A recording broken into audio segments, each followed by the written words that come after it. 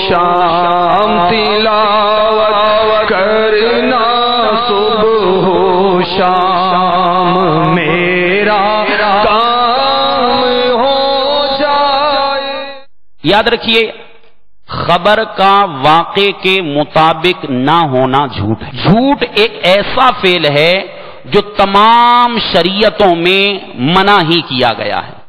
ایسا طبی عمل ہے، برا عمل ہے کہ جھوٹ ہر شریعت میں ہی منع کیا گیا۔ میرے آقا صلی اللہ تعالی علیہ وآلہ وسلم ارشاد فرماتے ہیں، جب بندہ جھوٹ بولتا ہے اس کی بدبو سے فرشتہ 1 میل دور ہو جاتا ہے۔ اب اس کے طریقے بھی ہمیں آنے چاہیے کہ کہاں پر کس صورت میں مجھ پر جھوٹ بولنا شریعت کی طرف سے واجب کیا گیا، کہاں مجھے اختیار دیا گیا کہ میں جھوٹ بول سکتا ہوں یا نہیں بول سکتا، اور کس صورت میں اگر میں جھوٹ بولوں گا تو میں گناہ کا مرتکب قرار پاؤں گا۔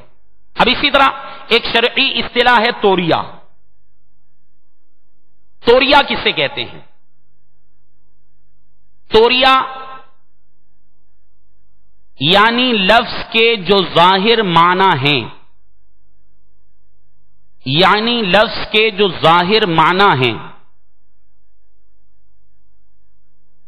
یعنی لفظ کے جو ظاہر معنی ہیں وہ غلط ہیں، وہ غلط ہیں، مگر اس نے دوسرے معنی مراد لیے، مگر اس نے یعنی بولنے والے نے دوسرے معنی مراد لیے، مگر اس نے دوسرے معنی مراد لیے جو صحیح ہیں۔ ایسا کرنا بلا حاجت جائز نہیں، ایسا کرنا بلا حاجت جائز نہیں، ایسا کرنا بلا حاجت جائز نہیں، اور حاجت ہو تو جائز ہے، اور حاجت ہو تو جائز ہے۔ اب توریہ اس کے 2 معنی تھے، ایک معنی وہ تھا جو غلط تھا، ایک معنی وہ تھا وہ جو صحیح تھا۔ سننے والا یہ غلط والے معنی سمجھ رہا ہے اور بولنے والا وہ صحیح والے معنی مراد لے رہا ہے۔ تو جب کوئی شرعی اجازت ہو تو توریہ جائز، اور جو شرعی اجازت نہ ہو تو توریہ ناجائز، یہ جھوٹ ہی کے حکم میں ہوگا۔ مثال کے طور پر چند افراد مل کے کھانا کھا رہے تھے، ایک اسلامی بھائی آیا، انہوں نے اس سے کہا کہ آئیے کھانا کھا لیجئے۔ اب اس نے اس وقت چونکہ دن کا کھانا مثال کے طور پر کھا رہے ہیں، ان کی مراد یہ کہ دن کا کھانا کھا لیجئے۔ اب آنے والا اس نے در حقیقت کھانا نہیں کھایا تھا، دن کا کھانا نہیں کھایا، اس نے ناشتہ کیا تھا یا کل کا کھانا کھایا تھا۔ اب یہ یوں کہتا ہے کہ میں کھانا کھا چکا، میں کھانا کھا چکا، اور مراد کیا لے رہا ہے؟ سننے والا مراد لے رہا ابھی کا کھانا کھا چکا، جبکہ بولنے والا بعید دور کے معنی مراد لے رہا ہے کہ میں نے صبح کھانا کھایا تھا یا کل کھانا کھایا تھا۔ اب یہ کہلاتا ہے توریہ کہ 2 معنی تھے، سننے والا کچھ اور سمجھ رہا ہے، بولنے والا کوئی اور معنی مراد لے رہا ہے۔ اجازت، شرعی اجازت ہو تو بولنا جائز، ورنہ یہ ناجائز کہلائے گا۔ اور توریہ ایک ایسی آفت ہے، یہ جھوٹ کے جو مختلف معاملات بیان کیے گئے، ذہن میں یہ بھی خیال آیا کہ اب شیطان ہمیں عام طور پر ہر مقام پر گناہ میں مبتلا کروانے کی کوشش کرتا رہتا ہے۔ اب بہت سے مقامات پہ ایسا ہوگا، یہ شرعی اجازتیں، ان کی صورتیں، اب چونکہ مقام، موقع اور وقت ان کی پوری تفصیل بیان کرنے کی اجازت نہیں دیتا، اسی لیے عرض کیا کہ اگر کیمیائے سعادت کے وہ چند صفحات ہیں یہ پڑھ لیجئے آپ، یا اگر آپ احیاء العلوم کے وہ 14، 15، 16 صفحات پڑھ لیں گے تو آپ کو بہت سی صورتوں کے بارے میں تفصیلاً سمجھ میں آ جائے گا، کہاں کس صورت میں کون سی صورت ایپلیکیبل ہوگی، کون سی صورت میں وہاں وہ اس پہ عمل کر سکتا ہوں، کون سی صورت میں نہیں کر سکتا۔ لیکن اب ہوتا ایسا ہی ہے، مذہبی وضع قطع رکھنے والا ہے، اس کو پتا ہے کہ توریہ کس کو کہتے ہیں، اب کئی مقامات پہ مذہبی وضاقتہ رکھنے والا جب اس سے کوئی کلام کیا جاتا ہے وہ توریہ مراد لے لیتا ہے، جبکہ شرعی اجازت نہیں تھی، حاجت نہیں تھی، تو اب یہ جھوٹ کے گناہ کا مرتکب کہلائے گا۔ اور جھوٹ ظاہر سی بات ہے حرام ہے، اور یہ سرکار دو عالم صلی اللہ تعالی علیہ وسلم کی حدیث مبارکہ ہم نے جو استثناء کی صورتیں، جو ایکسیپشنل کیسز سنے ہیں، جو صورتیں جن میں اجازت ہے وہ ہم نے سن لی، اس میں کچھ اور بھی مقامات پہ تفصیل ہے۔ بہرحال اس کے علاوہ جو صورتیں جواز کی نہیں ہیں وہاں پر ہم نے بلا اجازت اس طرح کے توریے کیے تو اب اس صورت میں شرعن گناہ گار ہوں گے، اور چونکہ یہ گناہ بھی ہے اس سے توبہ کرنا بھی واجب ہے، تو لہذا لگے ہاتھوں توبہ بھی کر لیتے ہیں۔ میرے جو اسلامی بھائی یہاں موجود ہیں، مدنی چینل کے ناظرین موجود ہیں، یقیناً ہر شخص اپنی کیفیات سے باخبر ہے، میں نے کس کس مقام پر شرعی اجازت کے مطابق غلط بیانی کی تھی، کس کس مقام پر شرعی اجازت نہیں بنتی تھی اور میں نے غلط بیانی کی، توریہ کیا، جھوٹ بولا۔ اب میرے میٹھے میٹھے اسلامی بھائیوں، ایسے گناہوں پر اطلاع ہو چکی تو توبہ بھی ہم پر واجب ہے۔ جھوٹ کی آج کل وبا عام طور پر بہت زیادہ پائی جاتی ہے، گھر میں ہم اپنی اولاد کی تربیت کرتے ہیں، بسا اوقات جھوٹ کے ذریعے تربیت کرتے ہیں۔ اس کے بارے میں شیخ طریقت امیر اہل سنت بانی دعوت اسلامی نے الحمدللہ عز وجل متعدد مواقع پر گاہے بگاہے ہماری اس جانب توجہ بھی مبذول کروائی کہ ہم اولاد کی تربیت کرتے ہوئے جھوٹ کی تربیت کیسے شامل کر دیتے ہیں۔ گھر کے باہر کوئی مثال کے طور پر کوئی شخص آیا، میں ملنا نہیں چاہتا، اب بیٹا ہے گھر کے اندر، اولاد ہے، دروازہ بجا، اب مجھے پتا ہے کہ فلاں شخص مجھ سے ملنے کے لیے آیا، یا معلومات ہو جاتی ہے، اندازہ ہو جاتا ہے، اب بچے کو بول دیتے ہیں بیٹا بول دو ابو گھر پہ نہیں ہے۔ میرے میٹھے میٹھے اسلامی بھائیوں، ہم زبان سے نہیں کہہ رہے جھوٹ بولو، لیکن ہم عملی طور پر اپنی اولاد کو جھوٹ کی تربیت دے رہے ہیں، اور آج یہی وجہ ہے، اسی جھوٹ کی یہ تباہ کاریاں ہیں کہ آج معاشرے میں ایک بظاہر مذہبی وضاقتہ رکھنے والا شخص، اس پر بھی لوگ اعتماد نہیں کرتے کہ یہ ہو سکتا ہے فلاں اینگل سے جھوٹ بول رہا ہوں، ہو سکتا ہے فلاں اینگل سے توریہ کر رہا ہوں، تو اس لیے اس آفت سے بچنا بہت زیادہ ضروری ہے، اور اگر ہم اس جھوٹ سے اپنے آپ کو بچانے میں کامیاب ہو جائیں، خدا کی قسم ہمارا معاشرہ امن کا گہوارہ بن جائے۔ آج جو طرح طرح کی بے چینیاں ہیں اسی جھوٹ کے ذریعے، تاجر اپنا مال فروخت کرتا ہے، اپنے مال کے عیوب بیان نہیں کرے گا، اس کے الگ وبال ہیں، جھوٹی قسمیں کھائے گا، حالانکہ سچی قسمیں بھی سرکار دو عالم صلی اللہ تعالی علیہ وسلم ارشاد فرماتے ہیں کہ جس کا مفہوم ہے کہ اگر تجارت میں سچی قسمیں بھی کھائی جائیں تو اگرچہ کہ مال بکوا دیتی ہیں لیکن تجارت میں سے، روزگار میں سے برکت اٹھ جاتی ہے۔ میرے میٹھے میٹھے اسلامی بھائیوں، آج جھوٹ بول کر اپنا مال بیچنا ایک فن سمجھا جاتا ہے۔ آج جو عام طور پہ مارکیٹ میں بیٹھتا ہے اسے پتا ہوتا ہے کہ کون سا آدمی جب گفتگو کرتا ہے تو اس کا مینٹل لیول پتا چل جاتا ہے، میں اس کو کس طریقے سے گھما سکتا ہوں۔ تو اب تاجر جب آپس میں ایک دوسرے کے ساتھ بیٹھتے ہیں تو تاثرات پیش کرتے ہیں، آج فلاں شخص آیا، میں نے فلاں عیب دار مال بیچ دیا، اس کو پتا بھی نہیں چلا، فلاں چیز تھی اس کا ریٹ یہ تھا، میں نے اس کو بولا بھائی مجھے وارہ ہی نہیں ہے، اب میں نے اس طرح کر کے اس کو مال مہنگے داموں تھما دیا۔ میرے میٹھے میٹھے اسلامی بھائیوں، یہ ایسی آفتیں ہیں جن آفتوں کی وجہ سے آج معاشرے کے اندر بے سکونیاں اور بے چینیاں عام ہیں۔ اللہ تبارک و تعالی ہمیں جھوٹ کی آفتوں سے بچنے کی توفیق عطا فرمائے۔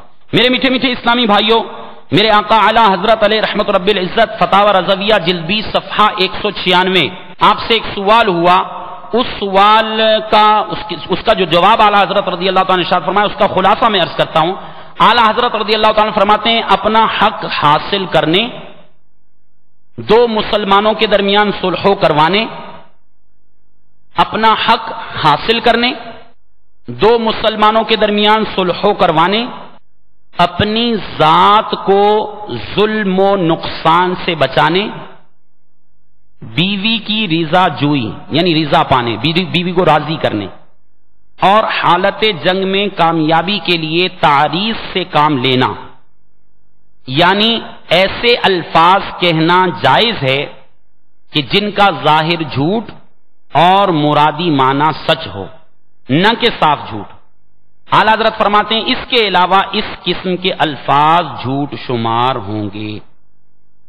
صلو علی الحبیب صلی اللہ تعالی علی محمد صلی اللہ تعالی علیہ وسلم صلاۃ و سلام علیک یا سیدی یا رسول اللہ صلی اللہ تعالی علیہ وسلم۔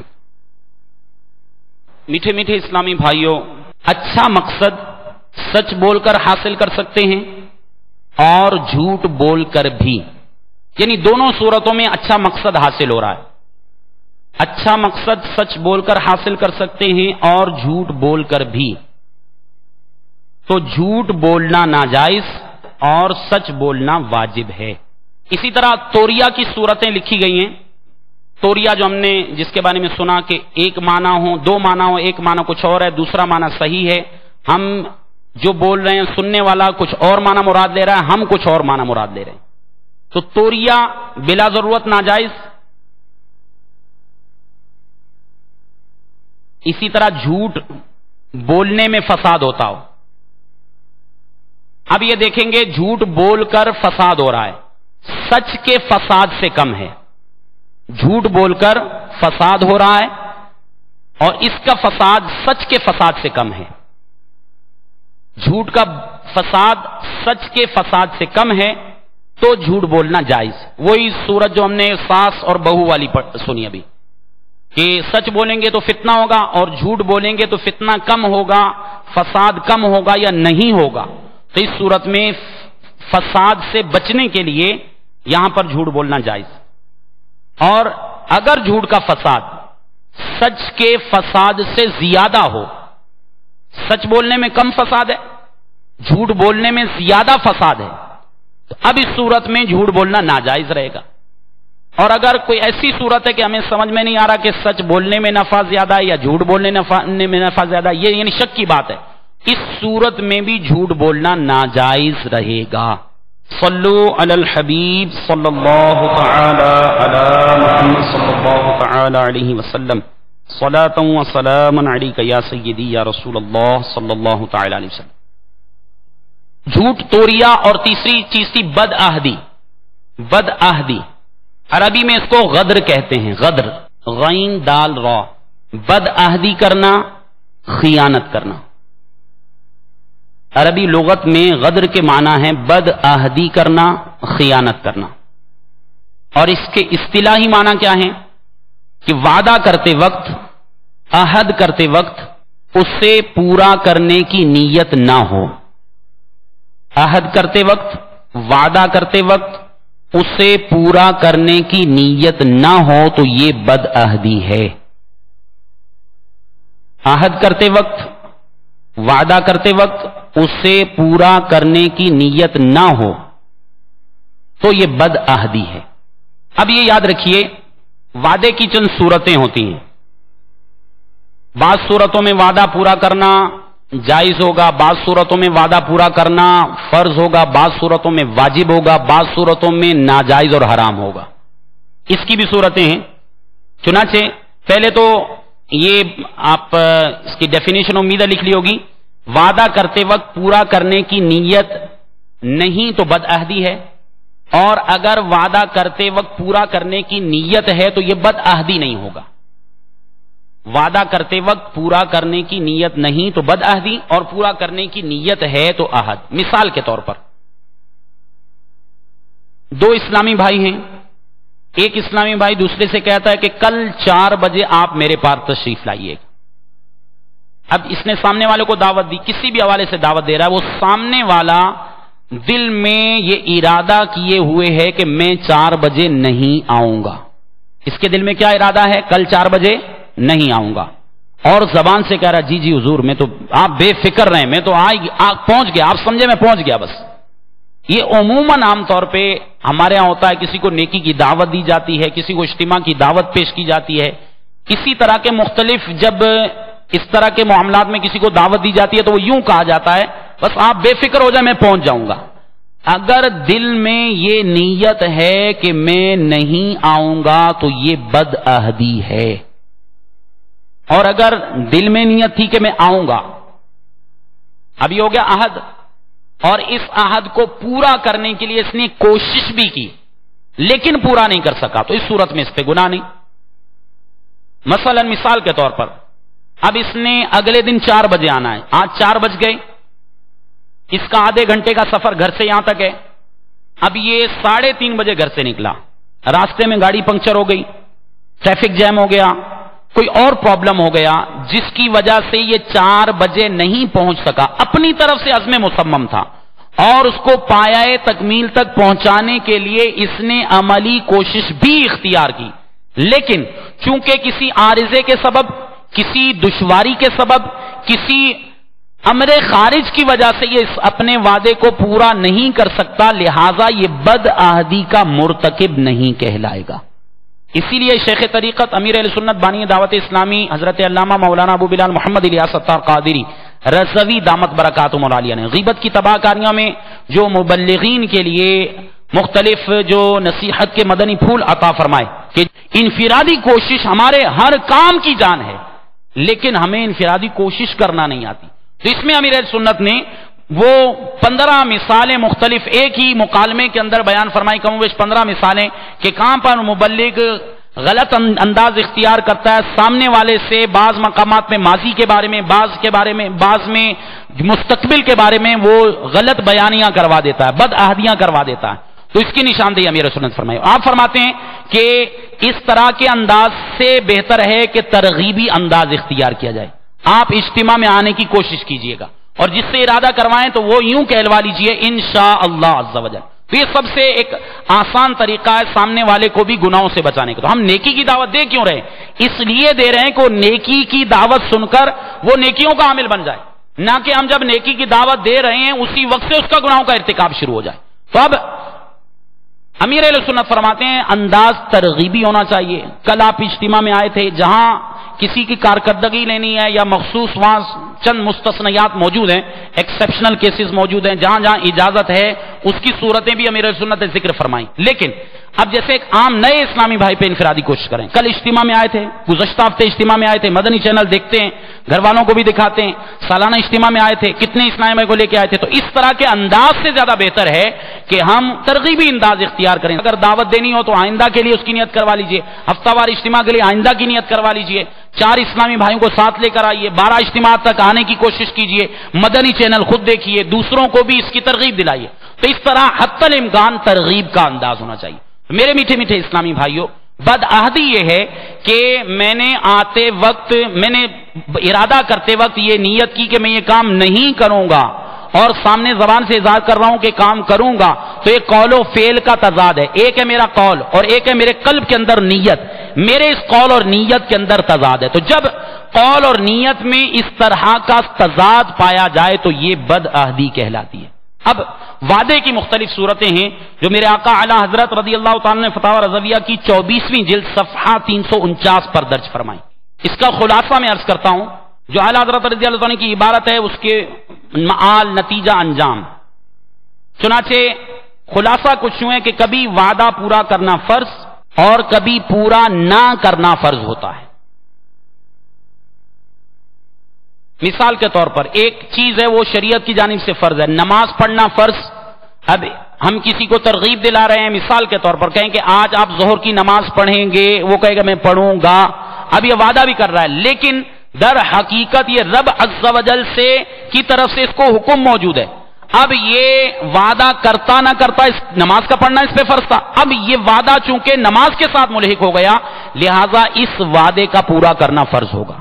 اور بعض صورتیں ایسی ہیں کہ وعدہ پورا نہ کرنا فرض، کرے گا تو گناہگار ہو جائے گا۔ ایک شخص ہے، مثال کے طور پر کسی کو گناہ کے مقام کی دعوت دیتا ہے، کسی کو شراب پینے کے لیے بلاتا ہے کہ کل فلاں مقام پہ آؤ، انجوائے کریں گے، اب اسے پتا ہے وہاں شراب نوشی ہوگی، وہاں گناہ کا کام ہوگا جو حرام ہے، ناجائز ہے۔ اب یہ اگرچہ کہ وعدہ کر چکا، لیکن اس کا اس مقام پر جانا اور وہ گناہ کرنا ناجائز ہوگا۔ اب وعدہ کیا تھا اور ناجائز کام کا کیا تھا جس کی شریعت اجازت نہیں دیتی، لہذا اس وعدے کا پورا کرنا حرام اور ناجائز کہلائے گا۔ اسی طرح کبھی وعدہ پورا کرنا مباح ہے، جائز ہے، مستحب ہے۔ مثال کے طور پر کوئی مباح کام تھا، وہی جیسے میں نے مثال عرض کی کہ 4 بجے آنے کا کسی سے وعدہ کیا تھا، اب اس وعدے کا پورا کرنا جب کہ کوئی عذر لاحق نہ ہو تو یہ ہم پر لازم ہوگا۔ کوئی عذر لائق ہو گیا تو اس صورت میں اس وعدے سے رخصت ہے۔ میرے میٹھے میٹھے اسلامی بھائیوں، چونکہ یہ جو اخلاقی بیماریاں ہیں، جھوٹ، حسد، تکبر، وعدہ خلافی، ریاکاری، خود پسندی، عجب، اس طرح کے جو امراض ہیں، ان امراض میں سے بعض امراض تو باطنی ہیں، ان کے لیے علامات کی ضرورت ہے۔ حسد ہم کیسے پہچانیں گے ہمارے اندر حسد موجود ہے یا نہیں؟ تو اس کی مختلف علامات ہیں، ان علامات کے ذریعے حسد کی پہچان ہوگی۔ جبکہ بعض جو بالکل انڈرسٹوڈ چیزیں ہیں، جھوٹ بولنا، یہ کوئی اس کے لیے علامات کی ضرورت نہیں ہے، ہر بندہ اپنی کیفیات خود جانتا ہے۔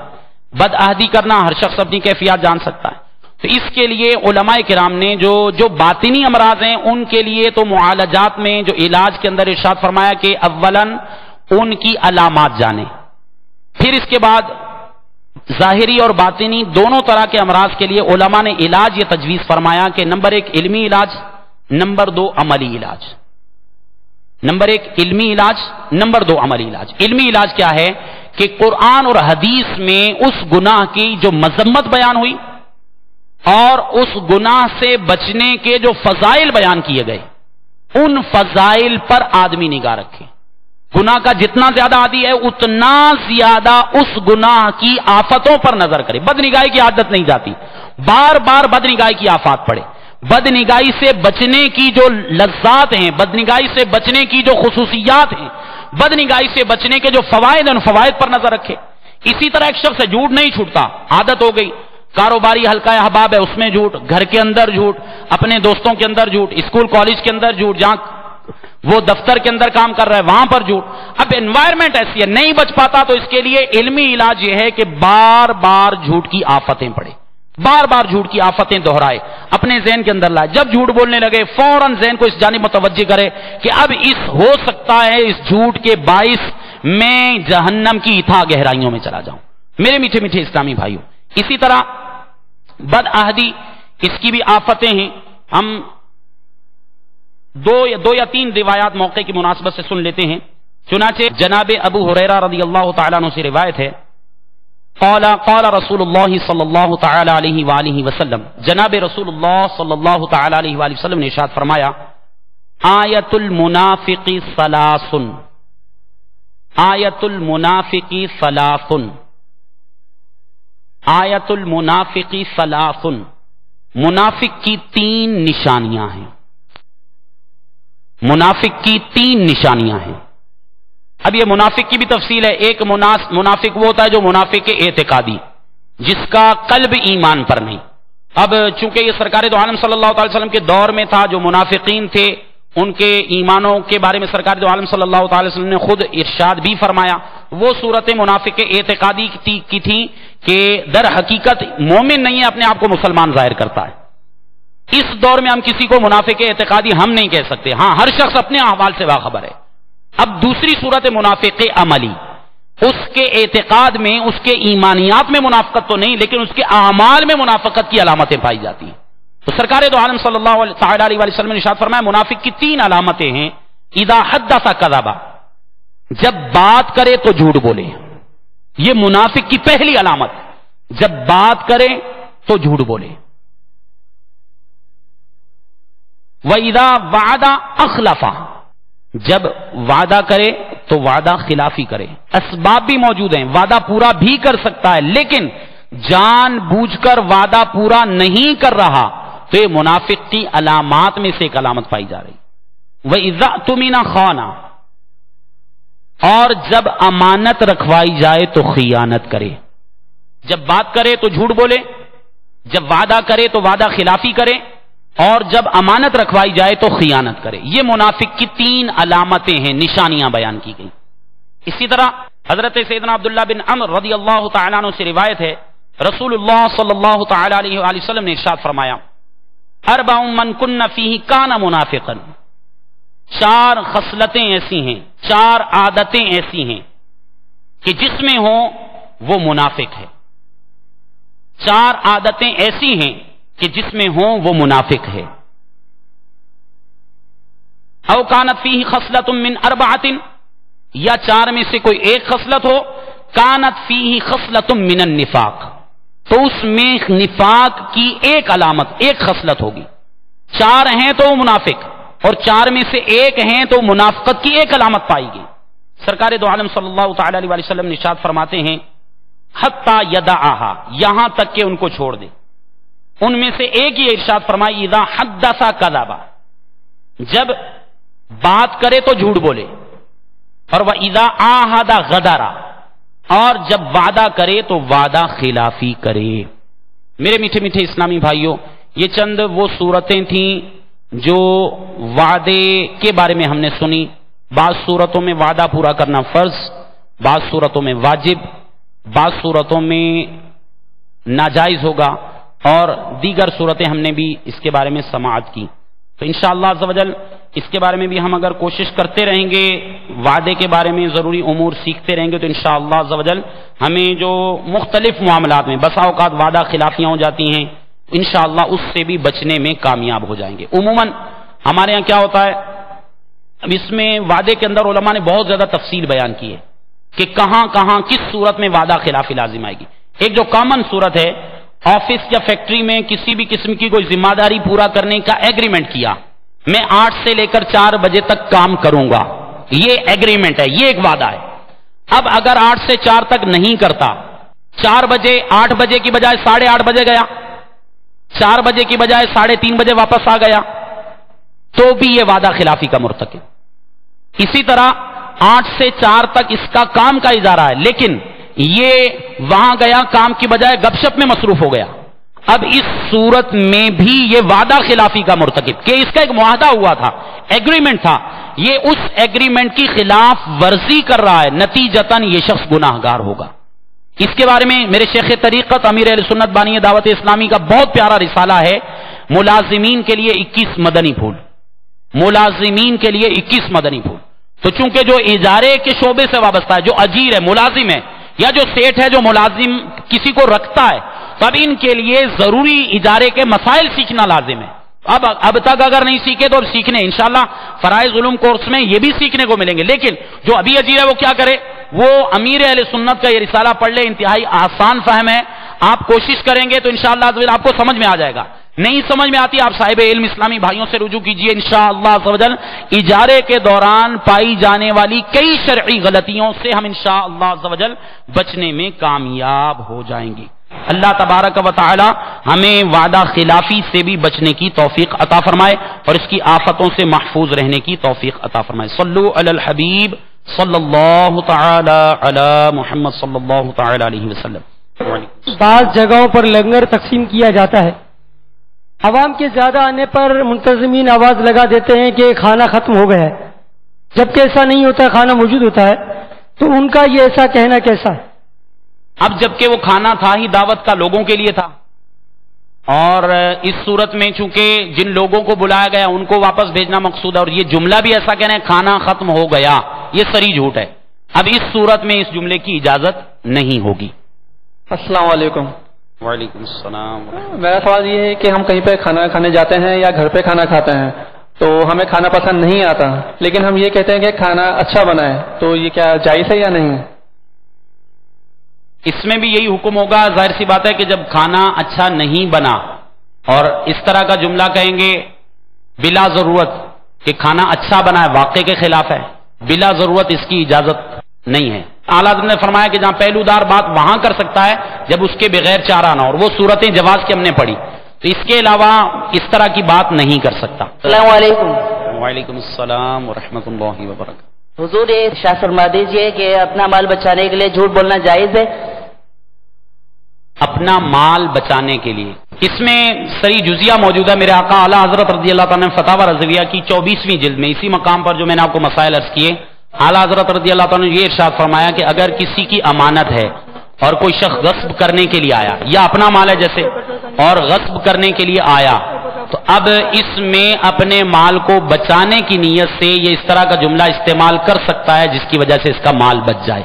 اللہ تبارک و تعالی ہمیں ضروری مسائل کو سیکھنے، ان پر عمل کرنے کی توفیق عطا فرمائے.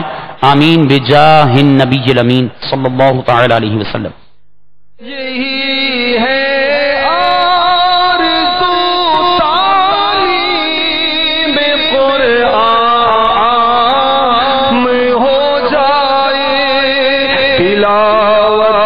ہری